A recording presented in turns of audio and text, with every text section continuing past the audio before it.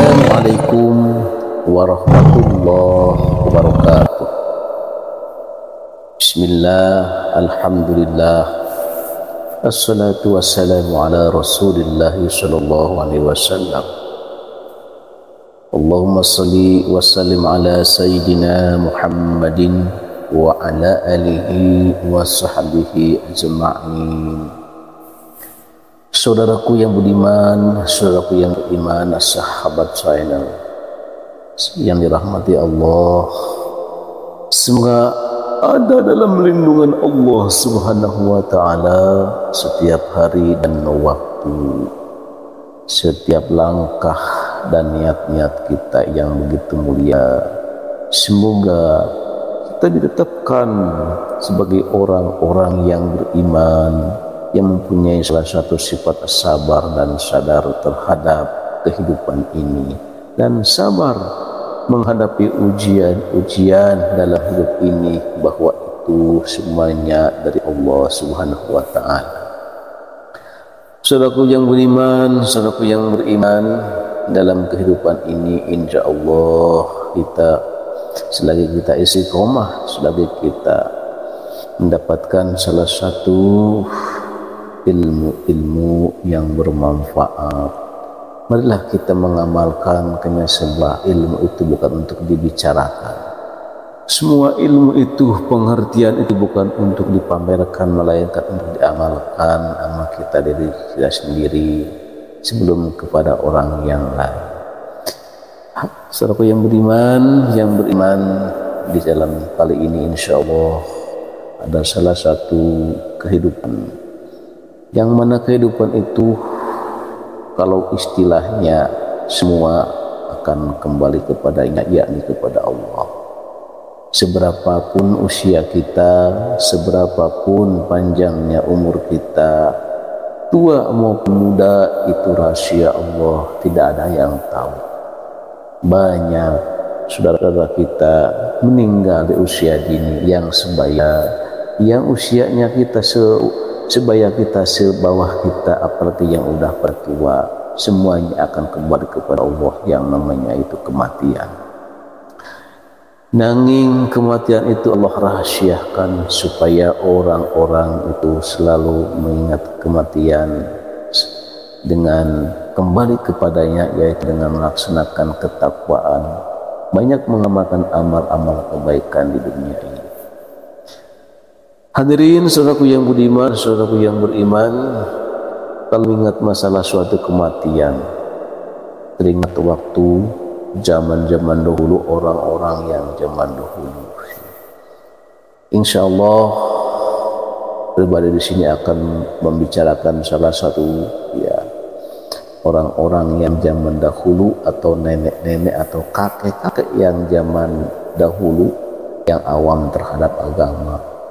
Maklum, waktu zaman dulu, zaman perjuangan, minimnya pelajaran agama, jauh nasalah pendidikan agama, yang mengenal, yang dikenang itu hanya Allah dan baginda Rasulullah. Tapi di situ campur aduk masalah kepribadiannya. Maklum zaman dahulu itu banyaknya ilmu-ilmu kanuragan, banyaknya ilmu-ilmu kesaktian yang menganutnya istilahnya ilmu-ilmu kejawe. Kalau istilahnya, kalau bahasa Sunda itu bahasa ilmu jam-jawukan. Tetapi itu ada yang negatif dan ada yang positif. Yang positifnya itu insya Allah akan membawa salah satu kebaikan di dunia ini, banyak manfaat dan maslahatnya. Insya Allah seketika meninggal pun juga akan merasakan gampang dan baiknya. Tidak lupa itu banyaknya ilmu yang negatif itu, yaitu halnya ilmu di luar daripada yang positif, yaitu ilmunya mungkin ilmu hitam itu waktu zaman dahulu. Bisa ketika itu banyak madorotnya, meskipun ilmunya dipakai diamalkan dengan yang baik.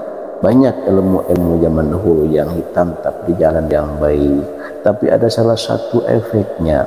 Di antaranya itu seketika mau meninggal dunia itu sulit untuk melepaskannya. Bahkan ada salah satu kisah, salah satu istilahnya yang dialami oleh nenek saya dulu.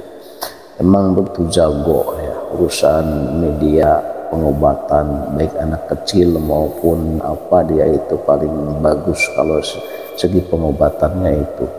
Istilah bahasa kitanya itu cekbur kalau pengobatannya itu ya. Jarang sakit, jarang kena penyakit. Tetapi yang istilahnya yang menjadi salah satu ganjelan itu yaitu mungkin wallahu alam ilmunya itu ilmu yang jauhkan atau kejawen zaman dahulu ya.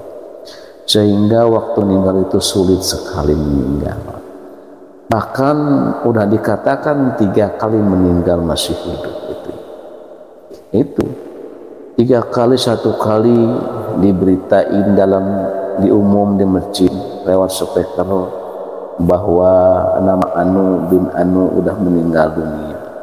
Udah beberapa menit lagi atau 15 menit nih dia bangun lagi. Prosesnya lama, lalu dia meninggal lagi, dia tidak lama kemudian hidup lagi. Udah sampai 3 kali. Kenapa? Karena dirinya itu ya istilahnya tidak mau melepaskan ilmunya itu. Bahkan kadang-kadang sulit. Bahkan ditanya, nenek tolong kasihan sama anak-anak dan cucu-cucu nenek. Jikalau nenek punya salah satu ilmu kenuragan zaman dahulu yang mungkin bisa menghalangi atas kepergian nenek, tolong lepaskan hari ini. Awalnya dia itu sulit mengaku, sulit mengatakan. Kata dia, nenek nggak punya apa-apa, nggak punya apa-apa, nggak punya ilmu apa-apa. Kenapa dia tidak mengaku? Mungkin dalam hatinya masih berat karena berbenturan dengan yang namanya istilahnya makhluknya walau alam atau qadamnya yang zaman dahulu. Awal pertama dia itu istilahnya tidak mengaku. Dia kayak sekarat lagi, dia meninggal lagi, lama hidup lagi. Sampai didesak terus sama salah satu keluarga, bahkan pribadi saya. Nek, cobalah, kasihan. Jangan mempersulit kepergian nenek, jangan mempersulit kehidupan nenek. Meskipun sesakti apapun nenek itu, cepat apapun nenek itu, meskipun bisa hidup lagi itu bukan nenek yang sebenarnya. Karena melainkan makhluk dari ilmu itu, korin itu yang tidak membawa salah satu kebaikan. Takutnya nenek pulang kemana, ingat nek, yang namanya jati diri kita, yang namanya diri kita meninggal itu yang namanya kerahmatullah itu yang kayak gimana. Orang yang meninggal kepada kerahmatullah itu, kepangkuan di jalan Allah itu adalah ruh nenek itu intinya bersih, tidak membawa apa-apa, baik ilmu apalagi makhluk, apalagi zaman dahulu. Jangan mempersulit perjalanan nenek, keluarnya ruh nenek, diri nenek. Kasihan sama anak-anak nenek atau cucu-cucu nenek. Pertama, yang kedua, nenek juga bisa merasakan sakitnya nanti. Tolonglah dikasih pemahaman begitu ya, istilahnya nenek mau pulang kemana, mau pulang ke ilmu atau ke rahmat Allah. Kalau ke rahmat Allah berarti nenek itu harus melepaskan dengan ikhlas dalam hati nurani itu ilmu nenek itu. Tapi kalau tidak bisa melepaskannya, yakin nenek itu pulangnya bukan ke rahmatullah, ke ilmu itu. Apa bedanya dengan nenek itu muja syaitan? Apa bedanya nenek itu muja dengan masalah kekayaan? Karena itu berbaut campur dengan yang namanya makhluk, istilahnya makhluk yang ada dalam diri nenek. Makanya tolonglah, lepaskanlah ilmunya atau buanglah niat, buang dari hati nurani dari nenek supaya hampang melepaskannya, tidak ada hambatan. Pribadi saya setelah mengatakan begitu, dia mungkin ada terketuk dalam hatinya. Kenapa saya sambil meneteskan air mata, takut ya yang jadi darah cucu ya, dari darah saya sebagai cucunya itu celaka dalam suatu kematiannya akibat dengan kebodohannya zaman dahulu dengan mengamalkannya itu. Emang betul bacaannya aja bukan bacaan bahasa Al-Quran, bukan bacaannya bahasa biasa ya, seperti ayat-ayat Al-Quran, tapi bahasa zaman dahulu. Sunda pun bukan Sunda. Apa yang kita dengar tidak mengerti. Apa kata dia? Baiklah ya, kalau itu permintaan si adek Ujang, nenek akan laksanakan dengan sepenuh hati. Nenek ikhlas, tidak mau dilepaskan hari ini ya. Alhamdulillah. Tapi sebentar nek, setelah itu ada salah satu kalau pengalaman pribadi saya ya, banyak istilahnya melepaskan keilmuan zaman dahulu atau pemakai acian zaman dahulu yang sulit untuk meninggalkan. Di antaranya ada media ya, dimandiin atau digosokin pakai daun jarak bisa. Yang kedua ada salah satu media yang pakai daun kelor, dimandiin atau digosok, dicambukin bisa ya, tergantung itu yang alami. Tapi dengan cara pribadi saya itu dengan pakai bambu ya. Bambu itu diambil ruasnya kayak sebuah peralon ya, dipotong jadi bolong ya. Kalau istilah bahasa kalau bahasa Sundanya itu kayak song-song ya. buat niup itu api yang kayak gitu. Sebesarnya itu segelonggong, yang penting ada bolongnya gede. Itu. Caranya gimana? Ya setelah itu nenek coba bacain seluruh kalimat-kalimat yang zaman dulu itu. Ya, dari mulai awal semuanya bacain terus.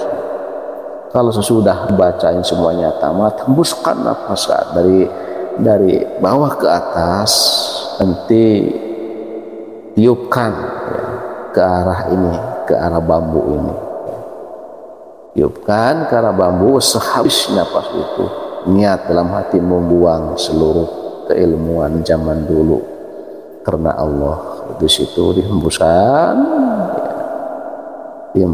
satu kali, tarik nafas lagi, hembuskan lagi, tarik nafas lagi, hembuskan lagi. Yang ketiganya itu bambunya itu yang bolong saya tutupi dengan kedua tangan. Disitulah saya membawa salah satu istilahnya keilmuan yang dibuang itu berat juga itu. Padahal itu kalau secara logika itu bambu kering kosong ya, enggak ada ruas itu kayak paralon kayak gitu, saya tutup berat itu.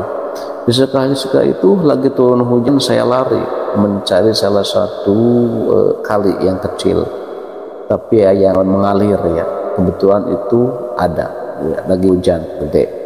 Disitulah saya membuangnya itu jangan dilemparin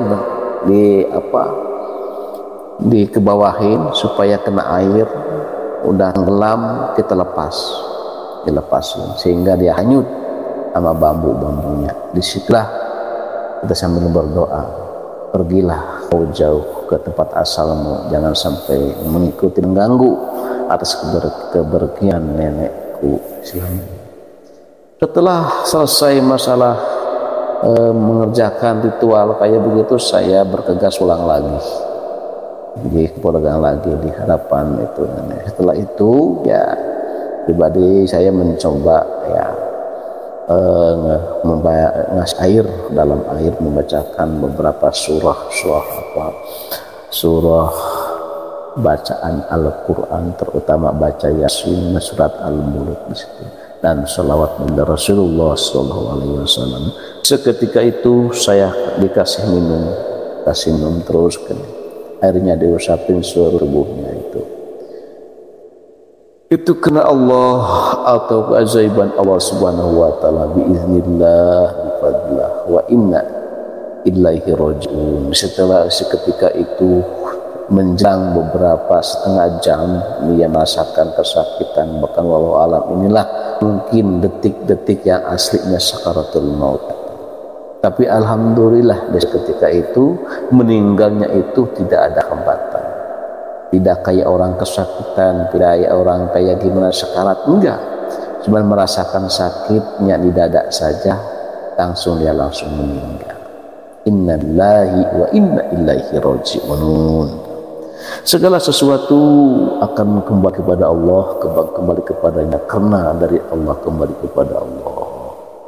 Seandainya sekuat apapun kita, ya, sesakti apapun kita, sejago apapun kita, waktu zaman dulu sampai sekarang ada maksanya, ada waktunya akan kembali kepada Allah. Karena semua itu hanya milik Allah, hanya titipan. Kita harus mengembalikan semuanya kepadanya. Jangankan masalah ilmu atau makhluk, nyawa pun juga yang sehari-hari kita menemani saudara diri kita semenjak lahir. Seketika Allah memanggil, ketika Allah waktunya meminta, kita kembalikanlah kepadanya.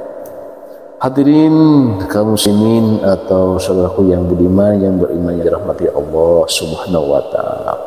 Mari kita bersama-sama kita belajar memilah dan memilih untuk masalah kehidupan, yang mana yang baik dan mana yang tidak baik, yang mana yang maslahat, yang mana bermaslahat, yang mana yang bisa mengepek baik atau enggaknya di seketika akhir kemudian.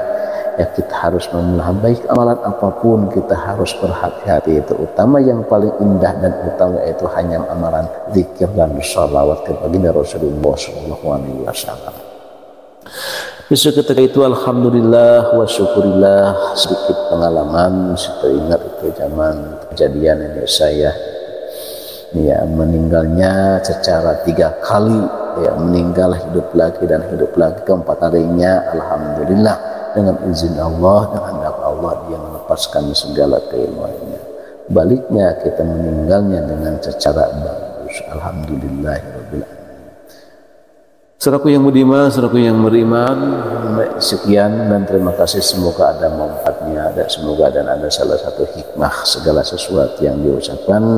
Mohon kata apabila salah, semoga Allah memaafkan atas segala pembicaraan saya.